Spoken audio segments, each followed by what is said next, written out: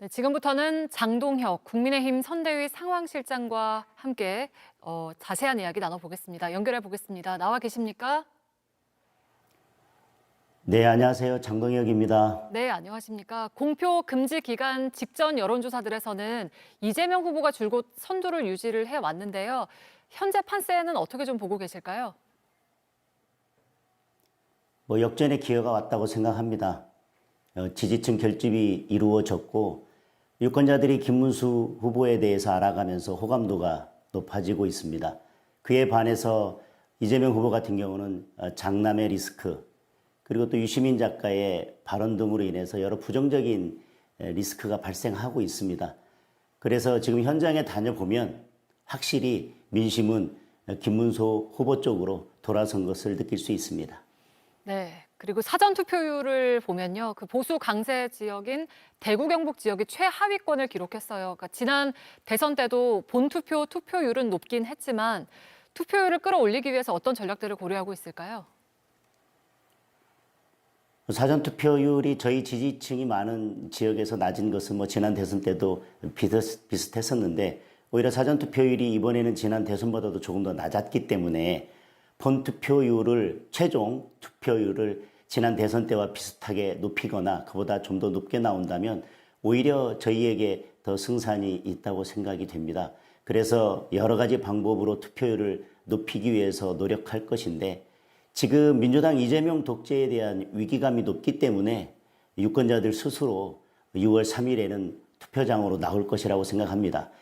투표율을 높이기 위한 여러 전략에 대해서 여기에서 미리 구체적으로 말씀드릴 수는 없지만 저희들 또 최종 투표율이 높아진다면 우리 국민의힘 김문수 후보에게 유리하다고 판단하고 그동안에 해왔던 전통적인 투표율을 높이기 위한 방법 외에도 여러 가지 전략들을 지금 고민하고 있다는 말씀을 드리겠습니다. 네, 알겠습니다. 또 어제 그 윤석열 전 대통령이 김문수 후보에게 힘을 실어달라 이런 호소문을 냈는데요. 이게 전체 표심에는 좀 부정적인 영향이 더 클 거라고 보시나요? 사전투표가 끝난 다음에 나왔고 사전투표에 어떤 분들이 투표했는지에 따라서도 조금 변수가 있을 텐데요. 이것이 긍정적인 영향 또는 부정적인 영향 어느 한쪽만 있다고 말씀드리기는 어려울 것 같습니다. 그래서 지금 그것이 어느 쪽으로 영향을 미칠지는 모르겠지만 이에 대해서 국민의힘의 비대위원장인 김용태 위원장은 선을 긋는 명확한 입장을 밝혔고 국민의힘 비대위원장이 된 다음부터 당이 과거와 절연하고 앞으로 나가기 위한 당원 개정 등 여러 가지 노력들을 해왔습니다. 그런 연장선상에 있는 상황에서 국민들께서 이 부분에 대해서 잘 판단해 주시리라고 생각하고 또 김문수 후보도 그에 대해서 명확한 입장을 밝히기보다는 이미 윤석열 대통령이 자연으로 돌아갔기 때문에 따로 언급할 일은 아니라고 말씀을 하셨습니다.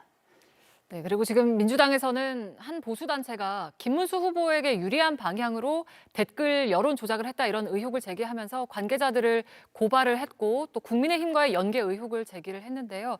이 부분은 좀 어떻게 보고 계실까요? 댓글 하면 민주당 아닙니까? 이것을 보면서 지난 대선 때도 대선 투표 3일을 남겨두고 특정 유튜브에서 김만배 신앙님 대선 조작 사건을 만들어냈었습니다. 특정 유튜브에서 그것을 띄우고 곧바로 이재명 후보가 그것을 받아서 전파하고 또 다른 유튜브 매체나 다른 매체에서 그것들을 전파하면서 어떤 음모나 공작을 했었는데 그것이 시대의 대선 공작으로 밝혀지지 않았습니까? 이번에도 지금 대선 4일을 앞두고 나서 특별한 관련성도 없습니다. 객관적 근거도 없습니다. 그럼에도 불구하고 이것을 억지로 국민의힘 그리고 김문수 후보의 선대본부와 연결시켜서 민주당이 공격을 하고 있습니다. 댓글이 어떤 문제가 있고 어떤 주체가 이것을 했기 때문에 문제가 있는지도 전혀 밝혀지지 않았지만 국민의힘이나 김문수 후보와는 전혀 관련이 없다고 이야기하고 있음에도 불구하고 계속 음모론을 제기하고 있습니다. 오히려 민주당이나 이재명 후보는 지금 이재명 후보와 관련되어 있는 댓글 조작 사이트인 DDD 리스트에 대해서 지금 보도가 나오고 있는데 그에 대한 입장부터 명확히 밝혀야 할 것 같습니다. 네, 끝으로 한 가지만 여쭙겠습니다. 이준석 후보와의 단일화는 사실상 어려워졌다라고 봐야 할까요? 그러니까 민주당 쪽에서는 어제 저희 뉴스룸에서 당권을 매개로 이면 계약을 할 수도 있다, 뭐 이런 주장을 했거든요. 짧게 좀 답변 부탁드리겠습니다. 뭐 특이한 현상이 자꾸 이준석 후보의 단일화를 민주당이 먼저 얘기하고 있습니다. 막판 변수로서 단일화에 대해서 되게 걱정하고 두려워하는 것 같은데, 그만큼 단일화로 인한 컨벤션 효과를 없애기 위해서, 만약 단일화가 되더라도 그 효과를 없애기 위해서 부정적인 내용과 연관시켜서 계속 그런 주장들을 하고 있는데, 저희들은 지금 단일화에 매몰되기보다는 김문수 후보의 장점을 부각시키면서 포지티브 그런 선거 전략에 매진하도록 하겠습니다. 네, 알겠습니다. 오늘 말씀 여기까지 듣겠습니다. 장동혁 국민의힘 선대위 상황실장과 함께했습니다. 고맙습니다. 다름이 공존하는 위대한 나라.